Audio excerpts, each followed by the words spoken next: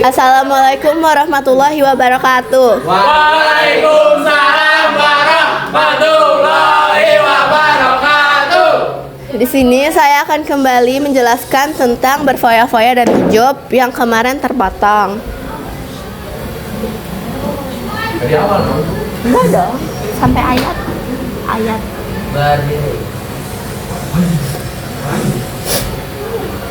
Surah Al-Isra ayat 26 sampai 27. A'udzubillahi minasyaitonirrajim. Bismillahirrahmanirrahim. Wa atizal qurba haqqahu wal miskina wa benas sabili wala tubazir tabzira. Innal mubazirina kanu ikhwana syayatin.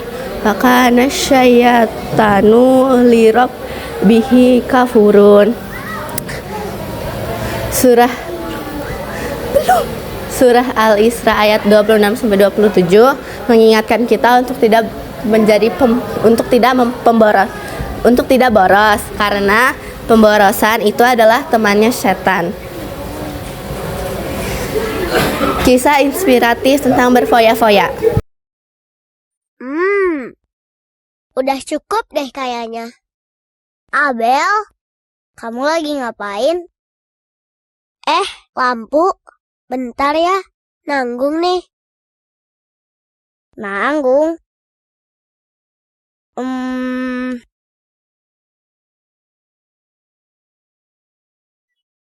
Lihat, ini hasil aku menabung uang jajanku selama beberapa minggu, Pu. Wow, banyak sekali. Kamu hebat ya, Abel. Kuat dan tahan menabung sebanyak itu. Hari Minggu besok ada pameran buku di balai kota. Aku mau ke sana. Aku mau beli buku yang kuinginkan di pameran. Biasanya ada diskon. Jadi, harga buku menjadi lebih murah kalau di pameran. Oh, gitu ya. Wow, banyak sekali buku dengan harga murah dijual di sini ya. Iya, benar.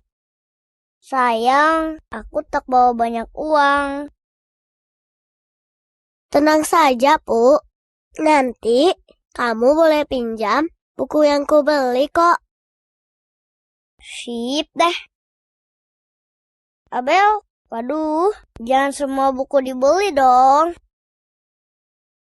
Enggak kok, kamu tenang aja deh. Aku cuma beli buku yang harganya sedang didiskon. Baiklah.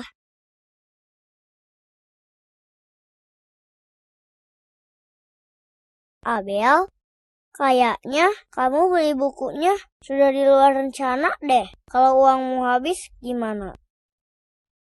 Lampu cerewet amat sih. Aku kan beli buku pakai uangku, nggak pakai uangmu. Udah deh, kamu diam aja. Iya. Tapi kalau uangmu habis, kan susah juga, Abel. Nanti kamu terpaksa harus pulang jalan kaki. Gimana? Rumahmu kan jauh dari sini. Tenang aja deh, Lampu. Gak bakalan kok kita pulang jalan kaki.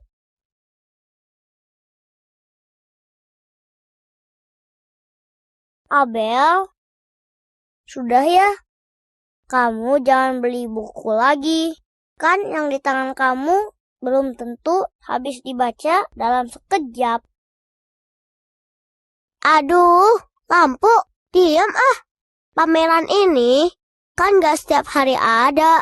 Lagian, aku sudah nabung sejak lama. Jangan cerewet. Lampu, ternyata pekerjaan berkeliling seluruh stan pameran ini membuat tenaga kita terkuras habis ya. Sekarang perutku terasa melilit. Iya ya, sekarang sudah waktunya makan siang. Kita makan yuk. Iya ya. Ayo, aku juga merasa lapar sekali. Kita makan apa ya? Itu ada yang jual lontong kari. Kita makan lontong kari aja. Iya. Ayo, kita makan lontong kari.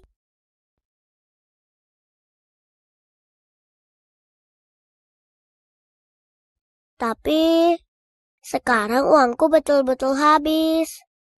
Gimana dong, Pu? Kita nggak bisa pulang. Aku bilang tadi juga apa? Paksa jalan kaki deh pulangnya. Iya ya. Aduh, panas lagi. Salah sendiri. Tadi kan sudah kuingatkan. Jangan kalap kalau lihat diskonan. Iya deh. Maafin aku ya. Karena aku nggak dengar nasihatmu. Penyesalan memang selalu datang terlambat. Dari kisah tersebut, kita dapat ambil pelajaran bahwa kalau kita ingin membelanjakan sesuatu, itu harus dipikirkan lebih bijak, supaya tidak menghabiskan uang di satu tujuan, misalnya mainan atau barang-barang yang tidak diperlukan untuk jangka waktu panjang. Selanjutnya ada ujub.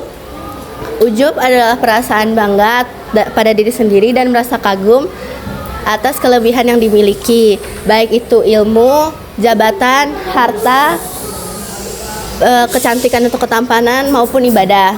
Sesungguhnya ujub seringkali muncul tanpa disadari dan bisa menjadi bibit kesombongan. Sesungguhnya perilaku seperti itu salah karena dapat merusak amal perilaku dan menjauhkan seseorang dari Allah Subhanahu wa taala. Dampak negatif ujub. Yang pertama, orang yang ujub cenderung meremehkan orang lain karena merasa bahwa dirinya lah yang paling benar. Yang kedua, menghalangi hidayah. Orang yang ujub tidak suka mendengarkan nasihat dari orang lain atau masukan dari orang lain terhadap dirinya. Yang terakhir, merasa bahwa dirinya lah yang paling baik daripada orang lain. Orang yang ujub mudah meremehkan, mudah merendahkan, mudah memandang rendah orang lain. Cara menghindari sifat ujub. Yang pertama, selalu bersyukur atas nikmat yang diberikan oleh Allah Subhanahu wa taala. Yang kedua, selalu mengingat kematian karena mengingat kematian dapat meningkatkan kelembutan hati. Yang terakhir, selalu berdoa supaya terhindar dari sifat ujub, sombong dan sifat-sifat buruk lainnya. Surah Al-Luqman ayat 18. A'udzubillahi minasyaitonirrajim. Bismillahirrahmanirrahim. Wala tusair haddaka lin nasi wala tumshi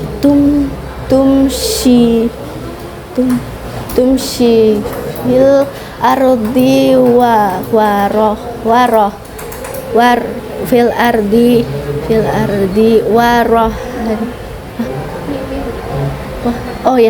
ardi marahan innallaha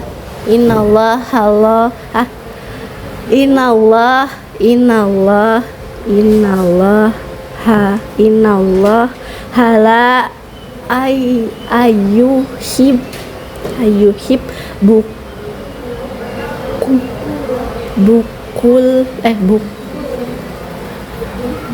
yuhibbukul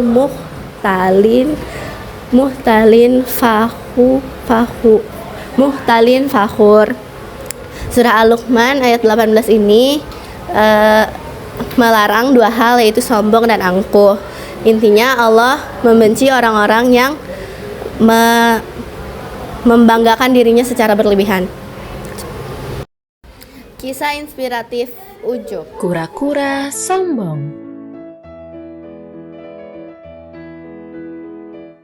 Di sebuah danau, hiduplah seekor kura-kura yang senang sekali memandangi langit luas. Ia membayangkan dirinya dapat berada di atas sana.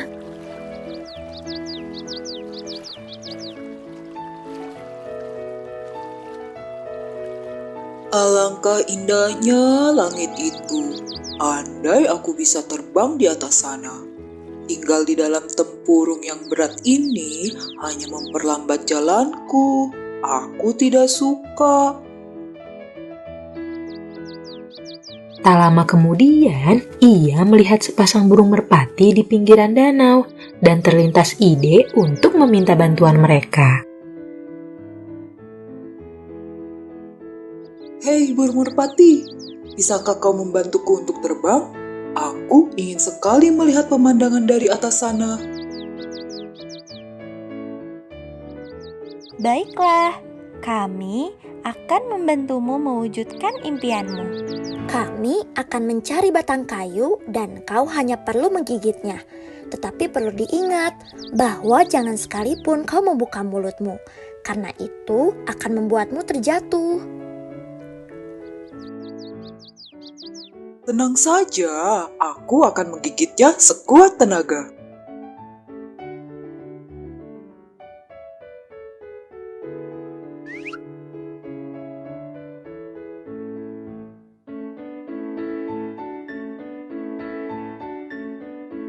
Setelah menggigit batang kayu, sepasang burung merpati itu pun memegang kayu di masing-masing ujungnya, lalu mulai mengepakkan sayapnya.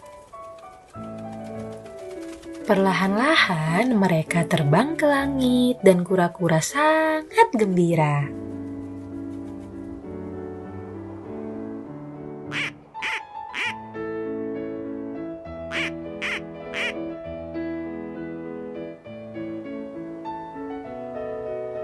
Kura-kura lain yang melihatnya dari bawah berdecak kagum dan berteriak kepadanya. Wah, hebat sekali kau dapat terbang di atas sana, kura-kura. Kura-kura yang sudah merasa hebat itu pun berniat membalas pujian tersebut dengan sombong. Tentu saja.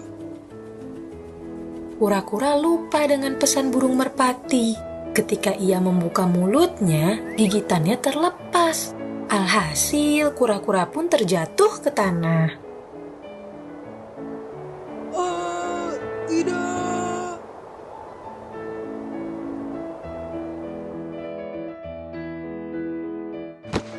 Untungnya, kura-kura memiliki tempurung keras yang melindunginya.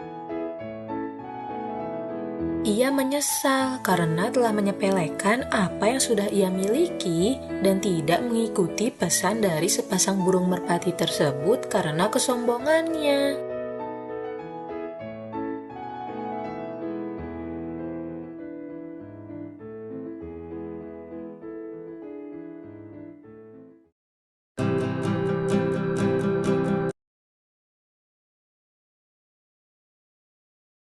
Pesan yang dapat kita ambil dari video tersebut adalah jangan menjadi orang yang sombong, karena kesombongan itu dapat menjerumuskan kita ke dosa-dosa yang lain, dan juga karena di atas langit masih ada langit.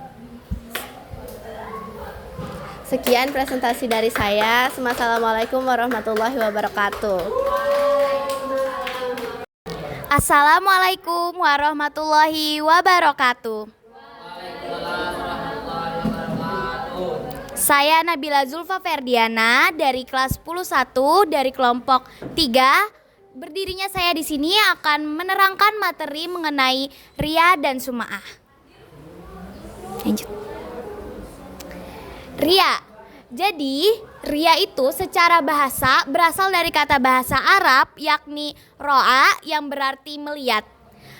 Berarti kalau kita lihat secara istilah, ria ini adalah ingin memperlihatkan amal-amal baik kita kepada orang lain, yang mana tujuannya agar disanjung dan juga dipuji. Ria ini merupakan salah satu perbuatan syirik, yakni syirik khafi. Yang mana syirik khafi ialah syirik yang samar dan tersembunyi, di mana syirik khafi ini tidak kelihatan langsung oleh orang lain karena itu berhubungan dengan niat seseorang. Ria ini kan di dalam hati kan, di dalam niat kita masing-masing kan. Niat kita ini untuk beribadah karena Allah atau beribadah untuk mendapatkan pujian orang lain. Makanya ria ini termasuk syirik yang tersembunyi.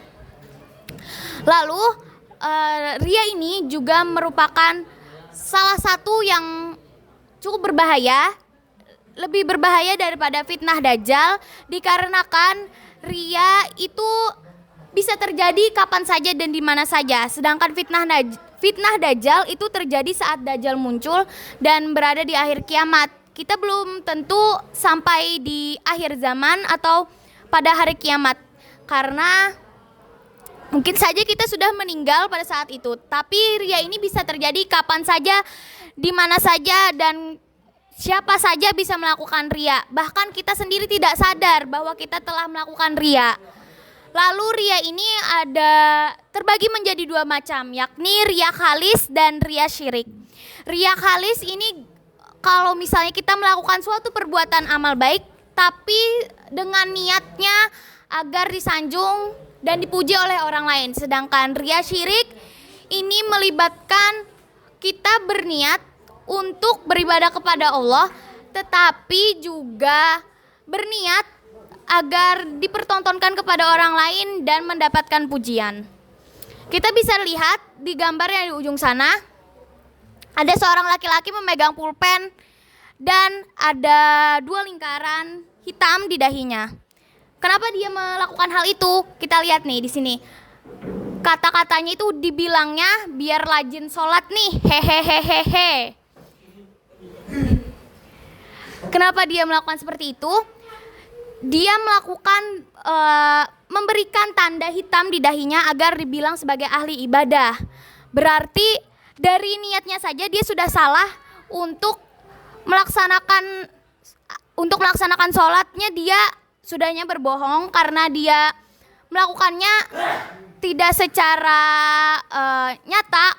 Dia hanya menggambar tanda hitam di dahinya. Maka itu adalah salah satu perbuatan ria. Lalu selanjutnya di sini ada seseorang yang menggunakan pakaian jubah gamis dengan lengkap dengan sorbannya. Kenapa ini disebut ria juga?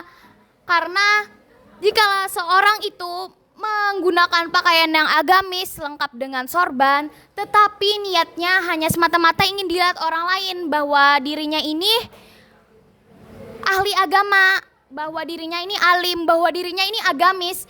Sekarang kan kebanyakan orang-orang itu berpakaian muslim, berpakaian lengkap dengan jubahnya, dengan sorbannya. Tapi apakah pakaian-pakaian itu mencerminkan perbuatannya?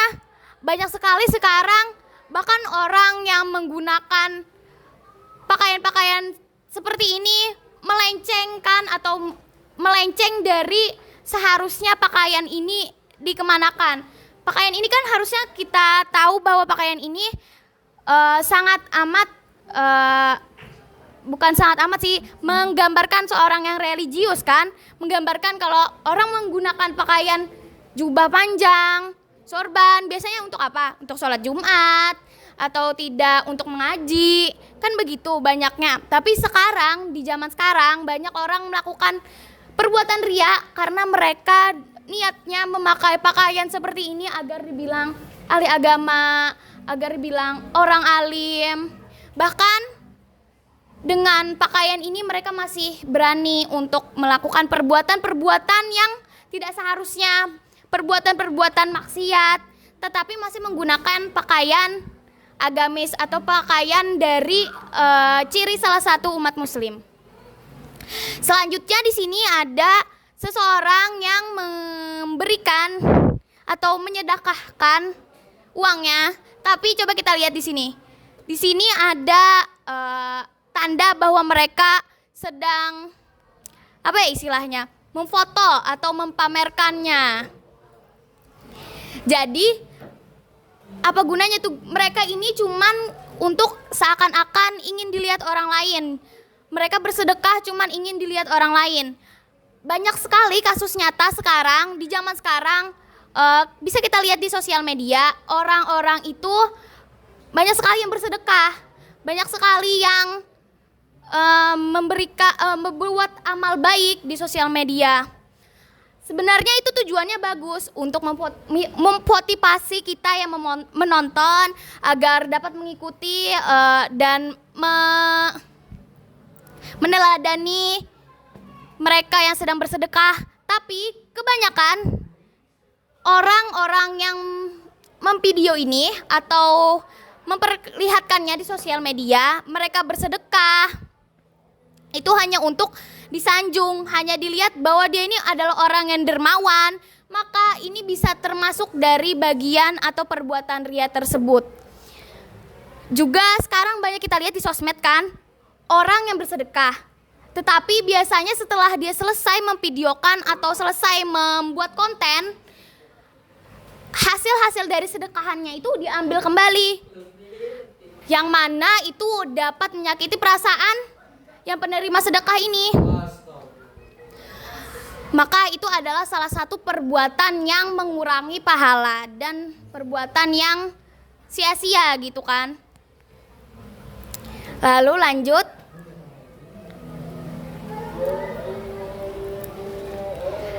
Sini ada surah Al-Baqarah ayat 264. A'udzubillahi minasyaitonirrajim.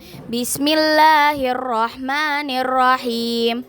Ya ayyuhallazina amanu la tubtilu shadaqatikum bil manni wal azakallazi yunfiqu malahu ria'an nasi wala billahi wal yaumil akhir. Fama salu kama sali safwanin alaihi turabu fa asabahu wabilun fatarakahu solda la yaqdiru ala syai'im mimma kasabu wallahu la yahdil qaumal kafirin.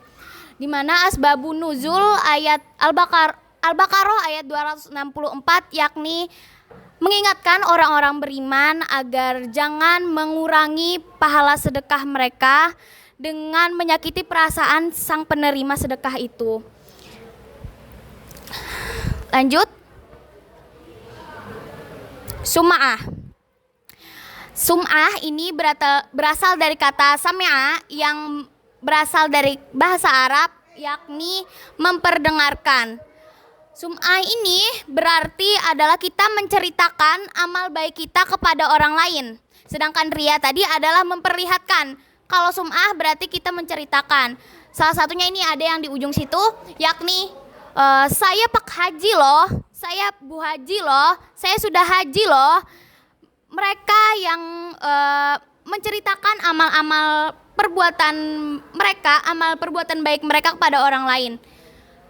Bahwa mereka sudah haji, panggil saya Pak Haji, panggil saya Bu Haji, itu merupakan salah satu contoh sum'ah. Ini juga salah satunya dia menceritakan kalau misalnya perbuatan dia selama bulan Ramadan mungkin, tapi dengan niat dia ini ingin memperdengarkan, menceritakan orang lain agar dia ini disanjung, maka itu termasuk perbuatan sum'ah. Sama juga dengan ini, dia ini juga ingin memperlihatkan bahwa amal perbuatan baiknya itu didengarkan oleh orang lain. Kalau misalnya dia ini rajin sholat, selama tahajud, selama malam itu selalu bangun untuk bertahajud, itu salah satu perbuatan sum'ah.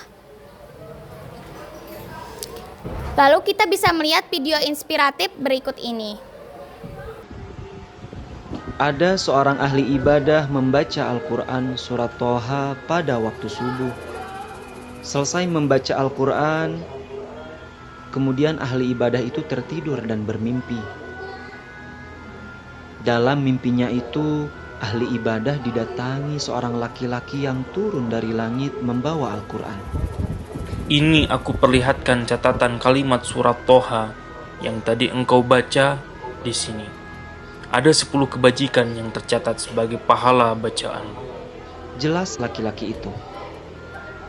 Maaf, wahai sahabatku, di sini aku lihat kenapa ada catatan satu kalimat yang pernah aku baca yang hilang. Tanya sang ahli ibadah bingung.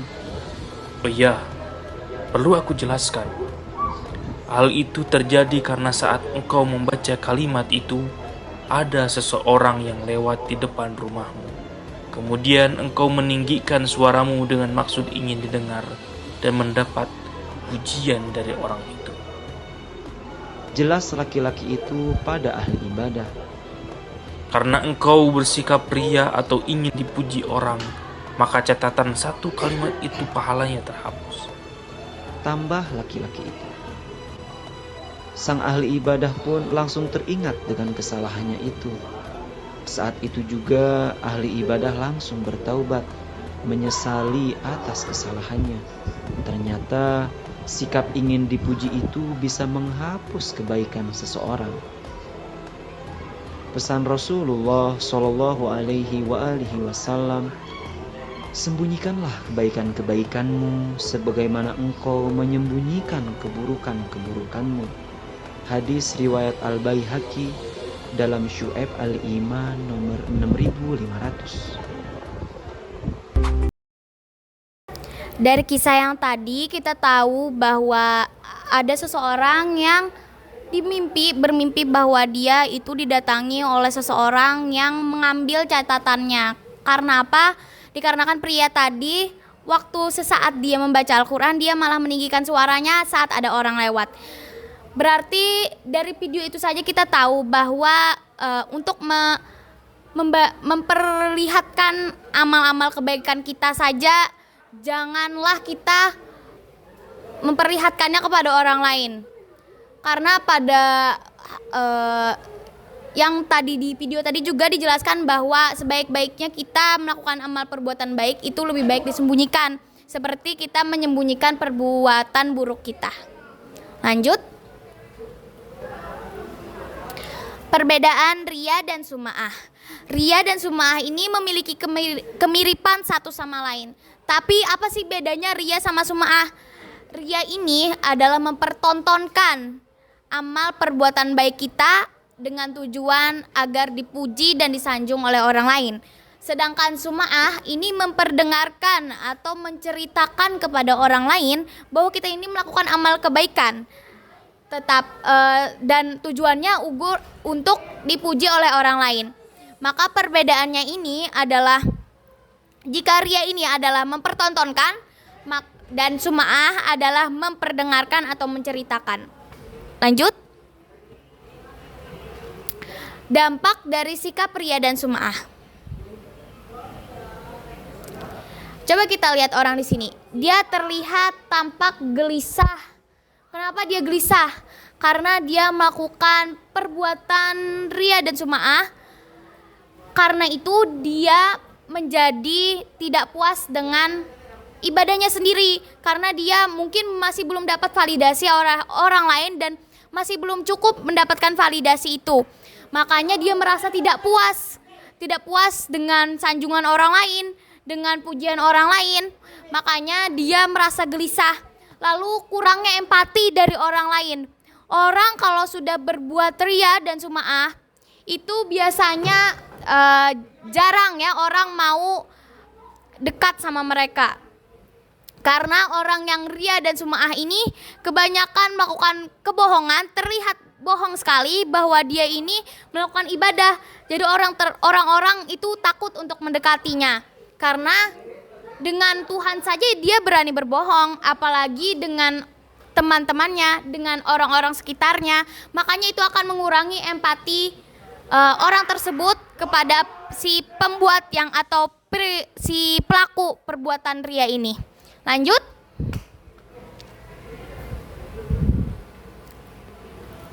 Cara dan menghindari perilaku ria dan sum'ah. Bisa kita lihat di sini perilaku dan ria dan sum'ah ini merupakan salah satu penyakit hati.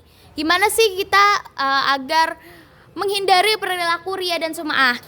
Maka baiknya kita banyak-banyak membaca Al-Quran, banyak-banyak juga kita berzikir. Di dalam keseharian kita mungkin kita bisa saja melihat orang lain itu dengan perasaan seperti kurang suka atau apa, kita bisa melakukannya dengan berzikir, melakukan istighfar, dan juga selalu bersyukur kepada Allah Subhanahu wa taala. Bisa dilanjut? Nah, seperti di sini. Dan juga kita harus berpakaian atau berperilaku sederhana saja. Kita agar tidak agar tidak memberikan dorongan kepada kita agar berbuat perilaku riya dan sum'ah, maka harus kita melakukan cara-cara agar terlihat sederhana. Lalu jangan lupa juga kita selalu ingat kepada kematian. Kematian tidak tahu datang kapan saja, bisa saja kita tidak tahu 5 menit yang akan datang kita masih akan hidup atau tidak. Maka perlulah kita mengingat kematian. Jadi kematian ini juga salah satu cara kita untuk menghindari perilaku riya dan sum'ah. Lanjut.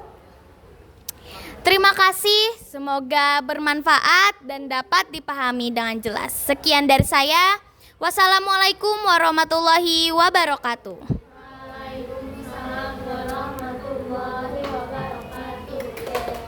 Assalamualaikum warahmatullahi wabarakatuh. Waalaikumsalam warahmatullahi wabarakatuh. Halo semuanya. Hai. Perkenalkan, saya Rizkia Sawaluna. Pada kesempatan kali ini saya akan memaparkan materi mengenai takabur dan hasad. Sebelum itu teman-teman di sini sudah ada yang tahu apa itu takabur dan hasad? Oke, karena banyak yang belum tahu, langsung saja kita lanjutkan ke materi yang pertama. Materi yang pertama adalah takabur. Takabur adalah sikap di mana seseorang memiliki sifat sombong atau merasa lebih baik dibandingkan orang lain. Jadi, orang yang memiliki sifat takabur ini biasanya sering meremehkan dan merendahkan orang lain. Nah, sifat takabur ini juga merupakan salah satu penyakit hati yang dibenci oleh Allah Subhanahu wa taala. Ada beberapa contoh sifat takabur dalam kehidupan sehari-hari. Yang pertama yaitu di lingkungan sekolah. Misalnya ketika seseorang yang merendahkan teman sekelasnya karena dia mendapatkan nilai ujian paling tinggi. Lalu, contoh yang kedua itu seseorang yang memamerkan harta benda yang dimilikinya kepada tetangganya. Dan contoh yang ketiga itu seseorang yang bangga atas dirinya karena dia memiliki banyak uang. Nah, pastinya sifat takabur ini membawa dampak negatif dalam kehidupan sehari-hari. Dampak negatif yang pertama yaitu dibenci oleh Allah Subhanahu wa taala. Yang kedua itu dibenci dan dijauhi oleh orang sekitar. Dan yang ketiga itu mata hatinya terkunci dari memperoleh hidayah kebenaran. Lanjut surah Al-A'raf urutan 77 ayat 40. A'udzu billahi minasyaitonir rajim. Bismillahirrahmanirrahim. Innal ladzina kazzabu bi'aitina wastakbaru anha la tufattahu lahum abwabas samaa'i wa la yadkhulunal jannata hatta yalijal jamalu fi samal khiyati wa kadzalika najzil mujrimin. Nah, surah Al-A'raf ayat 40 ini menjelaskan bahwa sesungguhnya orang-orang yang menyombongkan diri tidak akan dibukakan pintu-pintu langit bagi mereka dan mereka tidak akan masuk surga sebelum unta masuk ke dalam lubang jarum. Nah, maksud di sini unta masuk ke lubang jarum itu kecil dan itu mustahil untuk unta dapat masuk ke lubang jarum tersebut. Lanjut. Nah, di sini ada beberapa cara untuk menghindari sifat takabur. Yang pertama, di foto pertama, ini kita harus selalu menyadari kekurangan dan kelemahan yang ada pada diri kita. Di foto yang kedua, di sini menunjukkan bahwa kita harus senang membantu orang lain. Dan foto yang ketiga, di sini kita harus selalu menyadari bahwa dunia ini hanyalah sementara. Lanjut. Nah, di sini ada kisah inspiratif mengenai sifat takabur.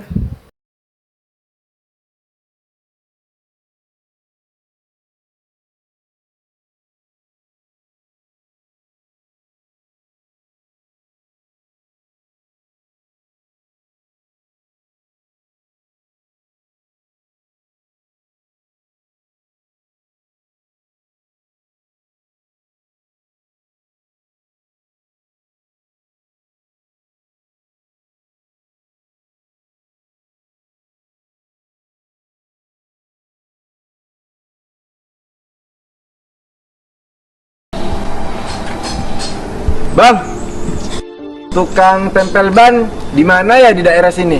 Aduh, kalau tukang tempel di sini nggak ada lah bang. Kalaupun ada, kita harus jalan lagi di sana sekitar 30 menit lah kalau jalan.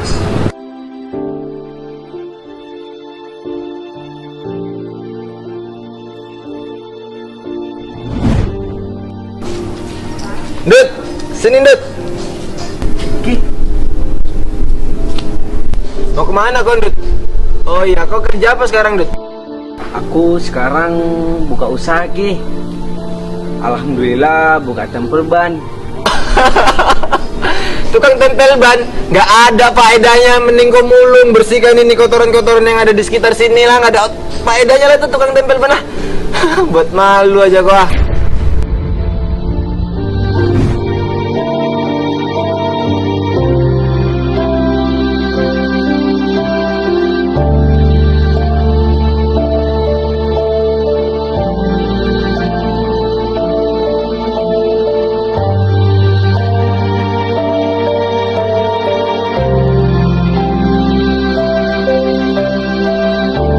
Dari video yang telah saya paparkan, kita dapat mengambil kesimpulan bahwa roda itu berputar. Terkadang kita di atas dan terkadang kita di bawah.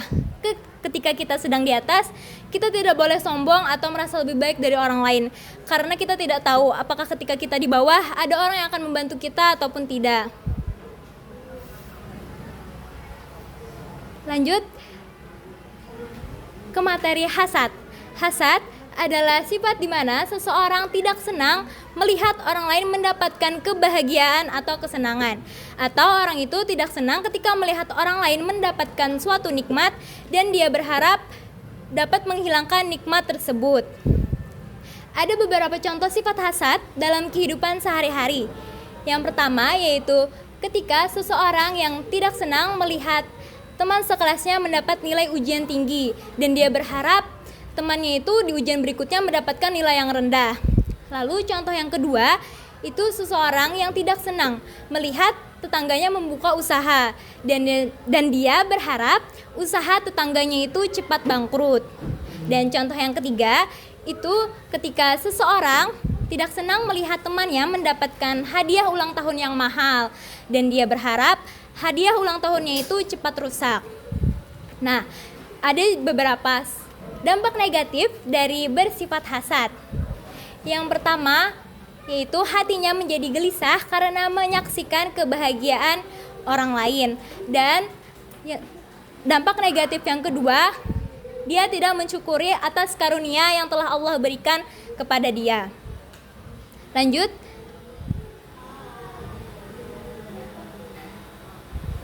Berikut ada surah An-Nisa urutan 4 ayat 32. A'udzu billahi minasyaitonir rajim. Bismillahirrahmanirrahim. Wala tatamannau ma faddalallahu bihi ba'dakum ala ba'din lirajali nasibun mimma katasabu walin nasa'i nasiyabum mimma katasaina was'alullaha min fadlihi innallaha kana bikulli syai'in alim. Nah, Surah An-Nisa ayat 32 ini menjelaskan larangan untuk iri hati terhadap nikmat yang orang lain dapatkan atas karunia yang telah Allah berikan, baik laki-laki maupun perempuan. Lanjut.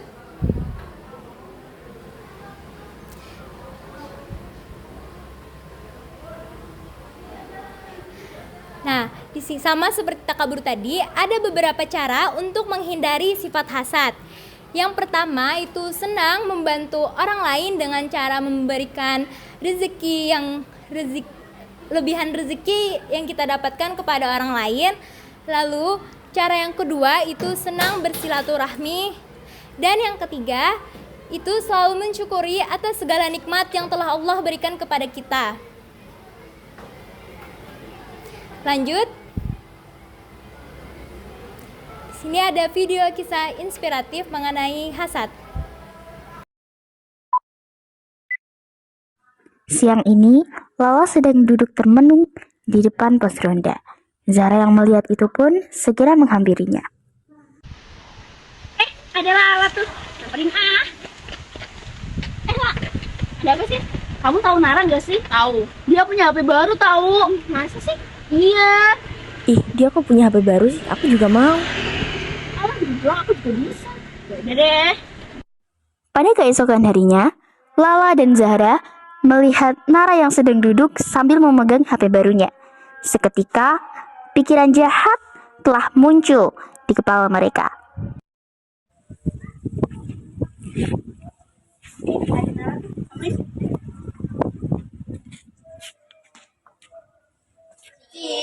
HP baru nih ya. Ya. Tapi gitu aja kok. Iya gitu doang pamer. Dasar norak. Setelah apa yang dilakukan oleh Zahra dan Lala, Nara pun menjadi sedih. Ryan tidak tega melihatnya, lalu ia mendekat dan bertanya.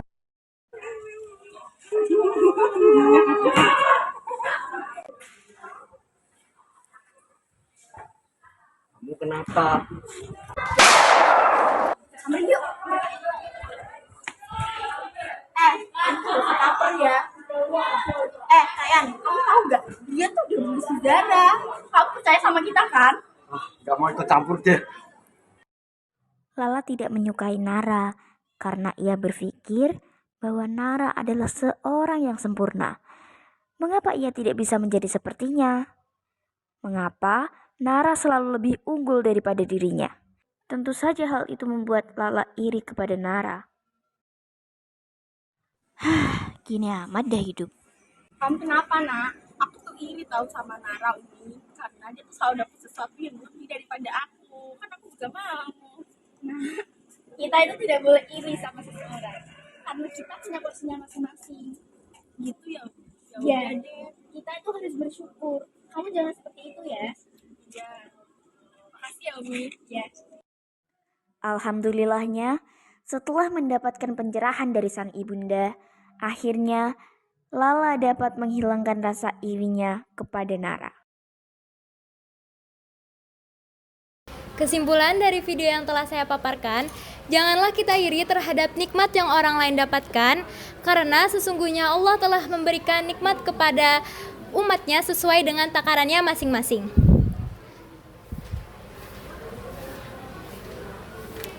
Kesimpulan dari materi takabur dan hasad, janganlah kita bersikap sombong atas apa kemampuan yang kita miliki, karena sesungguhnya di atas langit masih ada langit.